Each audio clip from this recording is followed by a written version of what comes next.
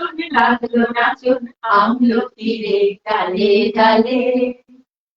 শীতের হাওয়ার লাগলো নাচুন আমলকিরে ডালে ডালে। পাতাগুলি শিরশিরিয়ে শিরশিরিয়ে ছড়িয়ে দিল তালে তালে। শীতের হাওয়ার লাগলো নাচুন আমলকিরে ডালে ডালে। নমস্কার, শুভ সন্ধ্যা। পৌষের শেষে, পৌষের আবেশে আমাদের আজকের পৌষ পার্বণ আড্ডা। আমাদের এই আড্ডায় আপনাদের সবাইকে স্বাগত জানাই। আজকে আপনাদের সঙ্গে আছি আমি ব্রততী, আমি শ্যামলী, আমি মহুয়া, আমি রাখি। রাখিদি, আমাদের আজকের আড্ডার বিষয়টি কিন্তু ভারী মিষ্টি। বলে মিষ্টি, আগা থেকে মোড়া, মিষ্টিতে মোড়া। পৌষ পার্বণ আমাদের মাটির উৎসব। এই যে শীতের রোদ, নতুন ধান আর আনন্দ, এদের এক মিলন উৎসব প্রকৃতির সঙ্গে মানুষের। ঠিক বলেছো, সত্যি। জানো, আমার এই পৌষ পার্বণ শান্তিনিকেতনের পৌষ মেলার কথা মনে পড়ে যাচ্ছে। ছোট থেকে এতবার গেছি, কিন্তু তাও বারবার যেতে ইচ্ছে করে। কেমন যেন ওই ওই মেলাটা মনে হয় মাটির খুব কাছাকাছি। ঠিক বলেছো। এই পৌষ মেলার নেপথ্যে কিন্তু একটা ইতিহাস আছে, জানো তো? শুনি। দেবেন্দ্রনাথ ঠাকুর যখন ব্রাহ্ম সমাজ প্রতিষ্ঠা করেছিলেন, তো জানি মানে হিন্দু ধর্মের জোয়ার।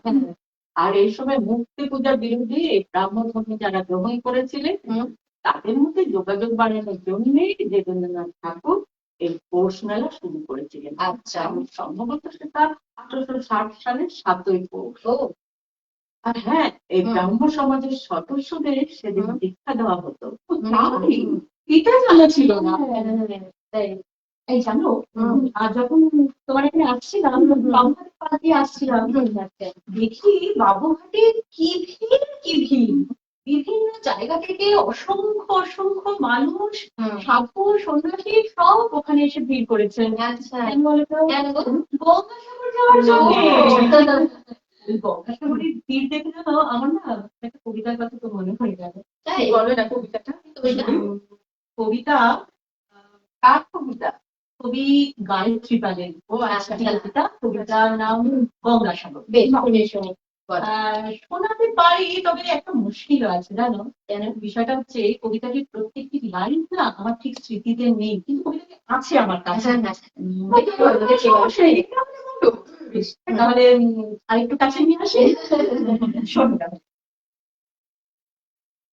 এসেছে কুয়াশা আচ্ছন্ন হিম শীতল পুণ্যকর, জেগে আছে লক্ষ লক্ষ অতি উৎসাহী প্রাণ। অপেক্ষা মাহেন্দ্রক্ষণের, হবে সাগরে পুণ্য স্নান। কত সাধনা, কত প্রার্থনা, কত জন্মের পুণ্য ফল। ভাগ্য আনে গঙ্গাসাগর, জীবন হয় সফল। মুখরিত চারিদিক মন্ত্রোচ্চারণ নাম গানে, শিহরিত তরুমন পূর্ণভূমি দর্শনে। বাহ, সব তীর্থ বারবার, গঙ্গাসাগর একবার। দেখো, আমরা তো সকলে জানি যে এই পৌষ সংক্রান্তি বা মকর সংক্রান্তি যাই বলি না কেন, এই সময়টাতেই গঙ্গাসাগরের মেলা হয়। তো এই যে মকর সংক্রান্তি বলছি, এটা ঠিক কোন সময়টাতে বোঝায় গো? এর ব্যাখ্যা তুমি পাবে কবি ঈশ্বরচন্দ্র গুপ্তের একটা কবিতায়, যার শুরুটা এইরকম, বুঝলে? সুখের শিশির কালে সুখে পূর্ণ ধরা, এত বঙ্গ বঙ্গ দেশ তবু রঙে ভরা। ধনুর তনুর শেষ মকরের যোগ, সন্ধিক্ষণে 3 দিন মহাসুখ ভোগ।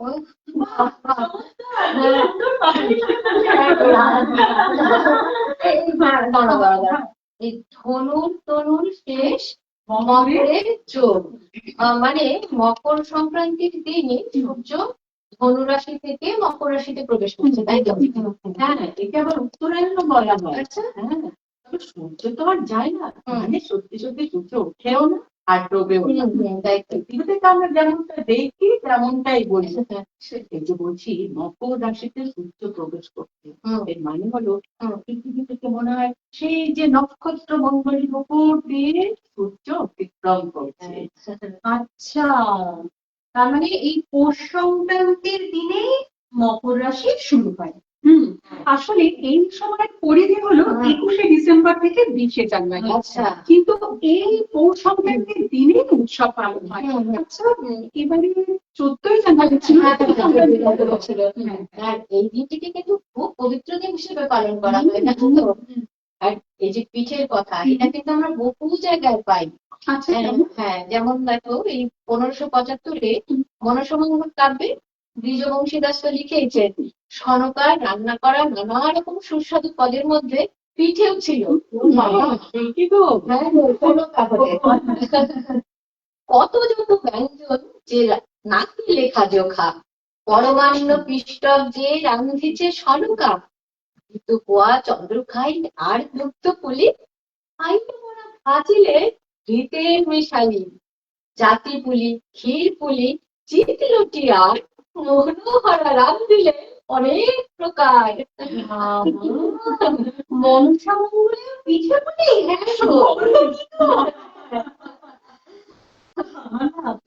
পিঠে পুলির কথা উঠলেই ছোটবেলার সেই পৌষ সংক্রান্তির দিনগুলোর কথা বেশ সে এক বিরাট ব্যাপার, জানো তো? আচ্ছা, তো আমাদের ওখানে পৌষ সংক্রান্তির মোটামুটি দিন 15 আগে থেকেই চতুর্দিকে আওয়াজ, ধূপ ধূপ ধূপ ধূপ। আচ্ছা, কিসে আওয়াজ বলো তো? কিসে? এই চাল গুঁড়ো করার আওয়াজ। আর আমাদের ছোটরা তখন যারা ছিলাম, ছোটদের সঙ্গে বড়রাও যুক্ত হতেন, কিন্তু মেইনলি এই কাজটা আমরা ছোটরাই করতাম। আমরা সারা উঠোন জুড়ে আলপনা দিতাম। সেই চালগুলো হতো, সেই চালের গুঁড়ো জলের সঙ্গে মিশিয়ে গোলা পিটুলি, যে পিটুলি তৈরি হতো সেই চাল পিটুলি দিয়ে সারা উঠোন জুড়ে আমরা। আচ্ছা, এখানে শেষ নয়, আরো আসছে। বলো, সংক্রান্তির দিন ভোরবেলা উঠে নিজেরা স্নান টান সেরে আমাদের যে গরু বাছুর যেগুলো ছিল তাদেরকে আমরা স্নান করাতাম, পরিষ্কার পরিচ্ছন্ন করিয়ে তাদের পুড়ে আর শিঙে আমরা এই সিঁদুর লাগি। আচ্ছা, আর যে ওই চাল পিটুলির কথা বলতে, সেই চাল পিটুলিরও কাজ ছিল ওই ছোট ছোট কাঁসার গ্লাস, সেই কাঁসার গ্লাস ওই চালের পিটুলিতে ডুবিয়ে ওই কাঁসার গ্লাসের ছাপ, গোল গোল ছাপ ওই গরু বাছুরদের গায়ে দেওয়া। ও তাই না? তাদের একটু সাজিয়ে, মানে সত্যি কি বলবো, সে এক সাজ সাজ রং, মানে উৎসব উৎসব গন্ধ সারা বাড়ি কি ভালো লাগছে না? আর সেই সময় বাড়িতে বাড়িতে বাস্তু পুজোও হতো। মা তুলসী তলায় কুষ্ণা পুষ্টি আসতে চালের কুষ্ণা পুষ্টি কি বলে, এটা সম্ভবত হবে না। আচ্ছা, এই আমার কাকার মনে হয় এই যে আলপনা দেওয়ার ব্যাপারটা, এটা মানে শুধুমাত্র সৌন্দর্যের জন্য নয়, তার থেকেও আরো অনেক বেশি মাটির প্রতি, ধানের প্রতি, এমনকি শীতের প্রতিও কৃতজ্ঞতা এই মানুষের। একদমই তাই, মানে তুমি বলতে চাইছো প্রকৃতির প্রতি মানুষের কৃতজ্ঞতা। একদম, হ্যাঁ। ঠিক ঠিক। এই তো একটু আগে তুমি ওই পাওয়া যায় না, শুনে তো আমার একটা গানের শোনাও।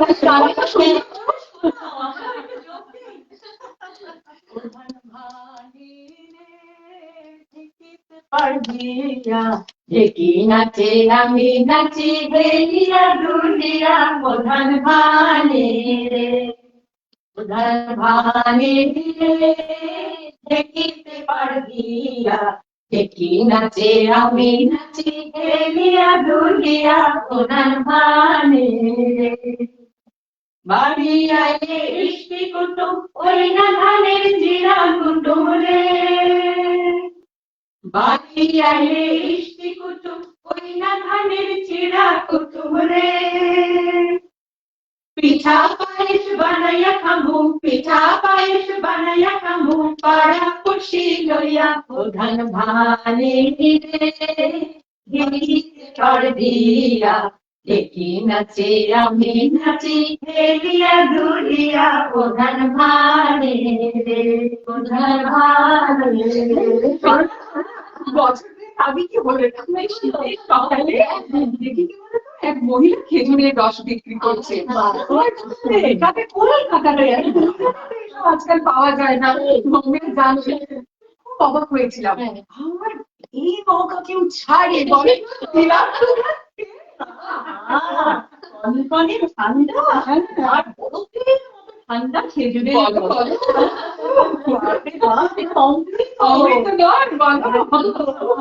গান কিন্তু মাথায় আসলো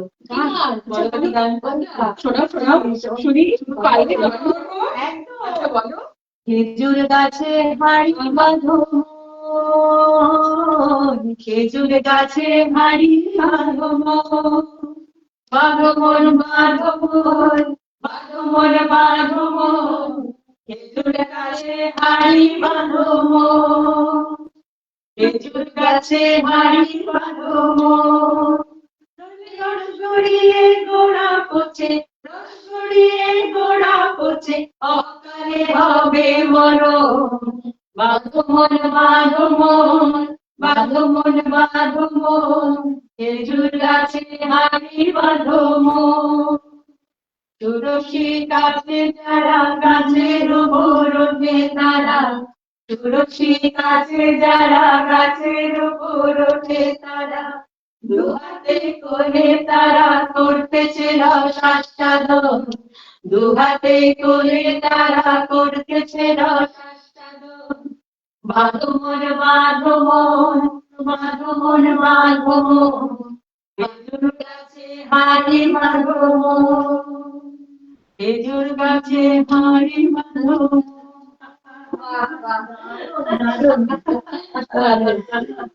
খেজুরের রস চালের গুঁড়ো দুধ পাওয়া আমার এবার কিন্তু ভীষণ পিঠে খেতে ইচ্ছে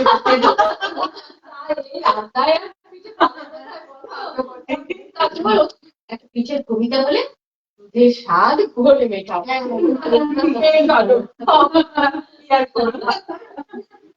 বাড়ি বাড়ি ঘুম পড়ে বানাই শীতের পিঠা শীতের পিঠা ভারী মজা খেতে ভীষণ মিঠা খেজুর পিঠা সেমাই পিঠা আরো পিঠা পুলি শীতের পিঠার আসল মজা যদি হয় ক্ষীর পুলি প্রচুর শীতে শুরু হয় হাত পা কাঁপা তখন খেতে ভালো লাগে নারকেল পিঠা ভাপা ভর্তা দিয়ে খেতে মজা মজার পিঠা চিতই ঝাল পিঠা খেতে স্বাদ চিতই পিঠার মতোই সবার ঘরে শীতের পিঠা বাতাসে ভাসে ঘান শীতের পিঠা হয়তো বুঝি শীতের ঋতুর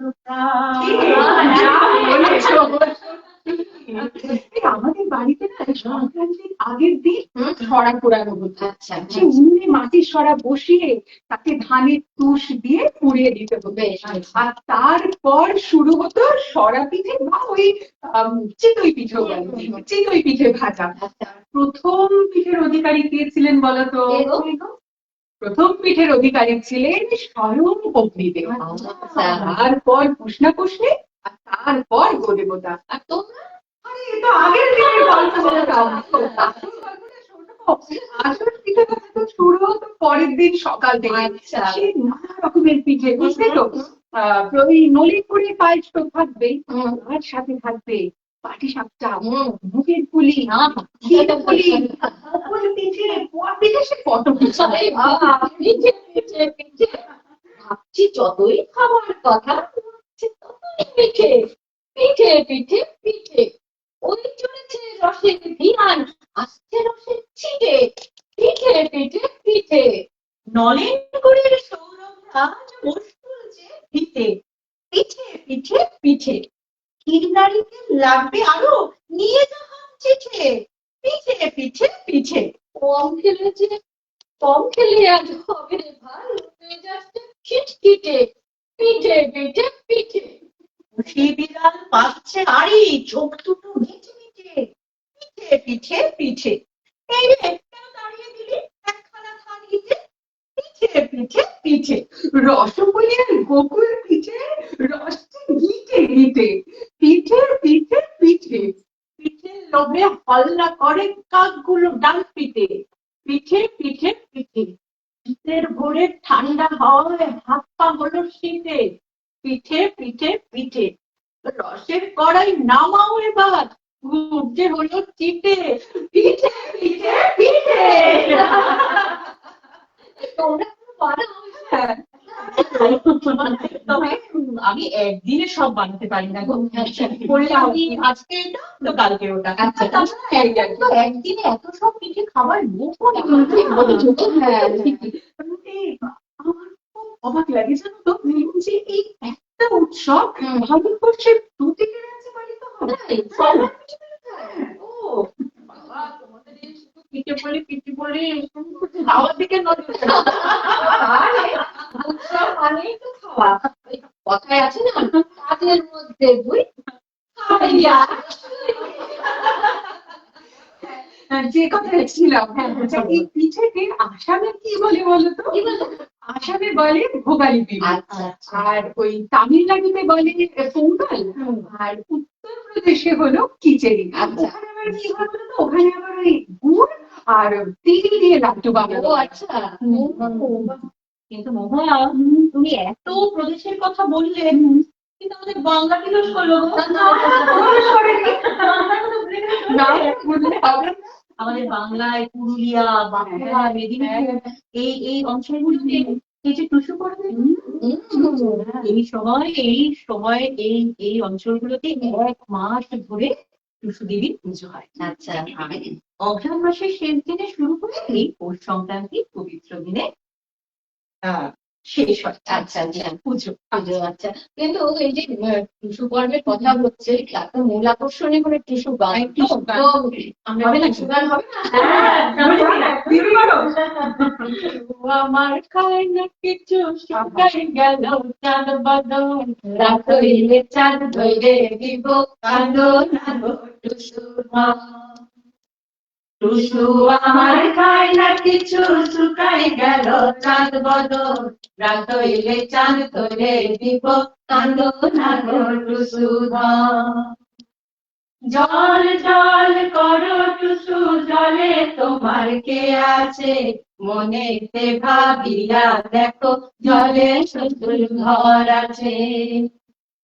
জল জল করো টুসু, জলে তোমার কে আছে, মনেতে ভাবিয়া দেখো, জলে শ্বশুর ঘর আছে।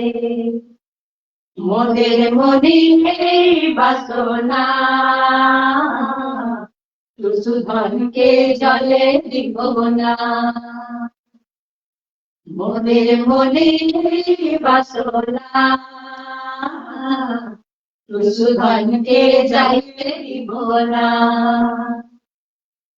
টুসু আমার খায় না কিছু, শুকাই গেল চাঁদ বদন, রাত হইলে চাঁদ ধরে দিব, কাঁদো না গো টুসু ধন, কাঁদো না গো টুসু ধন।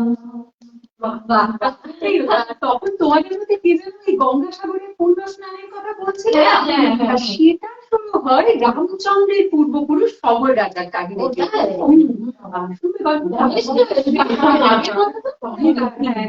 ছোট করে বলি। এই সবর রাজা যখন যজ্ঞ করবেন বলে ঠিক করে ঘোড়া ছেড়েছিলেন, তখন সেই ঘোড়াকে অনুসরণ করে রাজার 60,000 পুত্র। আচ্ছা, আর দেবরাজেন্দ্র এদিকে কি করলেন, সেই ঘোড়াকে এনে লুকিয়ে রাখলেন কপিল মুনির আশ্রমে। আর ওই 60,000 পুত্র খুঁজতে খুঁজতে এসে তো ওই কপিল মুনির আশ্রমে তারা একটু পৌঁছলেন। আর কপিল মুনি সেই সময় তপস্যা করছিলেন, তারা তো তপস্যা, কপিল মুনি তপস্যা তো ভঙ্গ হলো, কপিল মুনি প্রচন্ড রেগে গেলেন। আর এদিকে আবার রাজপুত্ররা কপিল মুনিকে প্রচন্ড অপমান করলেন, তো তিনি তো প্রচন্ড রেগে গিয়ে ওই 60,000 পুত্রকে অভিশাপ দিলেন, এবং তাদের আত্মা নির্বাসিত হলো নরকে। এর অনেকদিন পর এই সবর রাজার বংশধর ভগীরথ ব্রহ্মা আর বিষ্ণুকে তপস্যায় তুষ্ট করে পূর্বপুরুষদের উদ্ধারের জন্য স্বর্গের নদী গঙ্গাকে মর্তে নিয়ে আসার অনুমতি পান। অবশেষে মা গঙ্গা ভগীরথকে অনুসরণ করে কপিল মুনির আশ্রমে এসে পৌঁছলেন। আর তার পুণ্য স্পর্শে এই দিনে ভগীরথের 60,000 পূর্বপুরুষের আত্মা কপিল মুনির সাপ থেকে মুক্ত হলো। এই আজও দেখো গঙ্গা স্নানে কিরকম ভিড় হয়, এই সাপ মুক্তির আশায়, মানে এই পাপ মুক্তির জন্য গঙ্গা স্নানে এত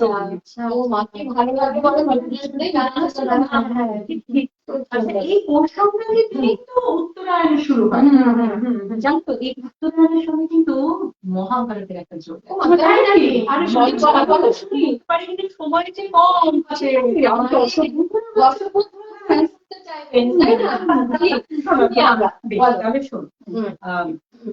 আমরা তো জানি আমাদের পিতামহ ভীষ্ম তীরবিদ্ধ হয়ে কুরুক্ষেত্রের যুদ্ধে তীরবিদ্ধ হয়ে শরশয্যায় শুয়েছিলেন এবং বেশ অনেকদিন পর মোটামুটি 56 দিন পর তিনি মৃত্যুবরণ করেন।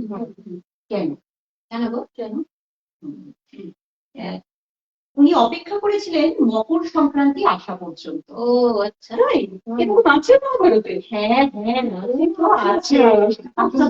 আসলে বিষয়টা হচ্ছে ভীষ্মের তো ইচ্ছা মৃত্যু বলছিল। তিনি যখন যুদ্ধক্ষেত্রে রথ থেকে মারাত্মক জখমে মাটিতে পড়ে গেলেন তখন চলছিল সূর্যের দক্ষিণায়ন। দক্ষিণায়ন মানে তখন স্বর্গে দেবতাদের রাগ, ওই সময় দেবতারা দুয়ার এতে নিশ্চিন্তে ঘুমো। আচ্ছা, এবার এই রাত শেষ হয় যখন উত্তরায়ণ শুরু হয়, তখন আবার দিন শুরু হলো, স্বর্গের দুয়ার খুলল। তাই বিশ্বের মতন মানুষ, তাকে তিনি তো মানুষ ঠিক তাকে বলা যায় না, তো দেবতারই অংশ, তাকে স্বর্গে যাওয়ার জন্য ওই উত্তরায়ণ হওয়া পর্যন্ত অপেক্ষা করেছিল, সেই 56টি দিন যারা একেবারে রীতিমতো হোমওয়ার্ক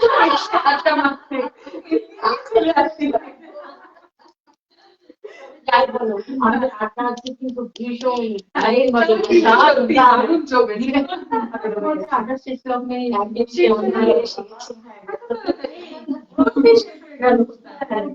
যে গানটা দিয়ে শুরু করছেন সেটা দিয়ে একটু শেষ করুন। একদম শেষ করবো, আমি শেষ করবো নিশ্চয়ই, কিন্তু তার আগে বলি, এই যে পৌষ মাস তো শেষ হয়ে মাঘ মাসে আমরা পড়ে গেছি, পৌষের যে পার্বণ সারা শীতকাল জুড়ে থাকে। তো আপনাদের সকলকে জানাই পৌষ পার্বণের অভিনন্দন এবং শুভেচ্ছা। সবাই সুস্থ থাকুন, সমৃদ্ধ থাকুন, শান্তিতে থাকুন, খুব যত্ন করে পিঠে পুলি তৈরি করুন, আত্মীয় স্বজন সবাইকে নিয়ে খান, খাওয়ান এবং নিজেও খান নন স্টপ টপাটপ। Non stop.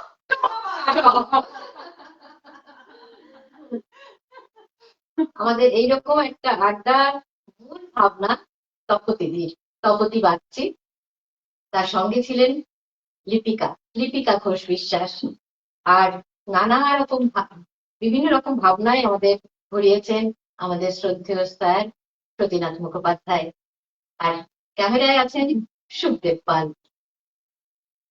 উড়িয়ে দেবার মতন এসে কাহারটারে করলো শেষে, উড়িয়ে দেবার মতন এসে কাহারটারে করলো শেষে, তখন তাহার ফলের বাহার রইল না অন্তরালে, তখন তাহার ফলের বাহার রইল না অন্তরালে, চিত্তে হাওয়ার লাগলো নাচন আমলকির এই ডালে ডালে, চিত্তে হাওয়ার লাগলো নাচন আমলকির এই ডালে ডালে।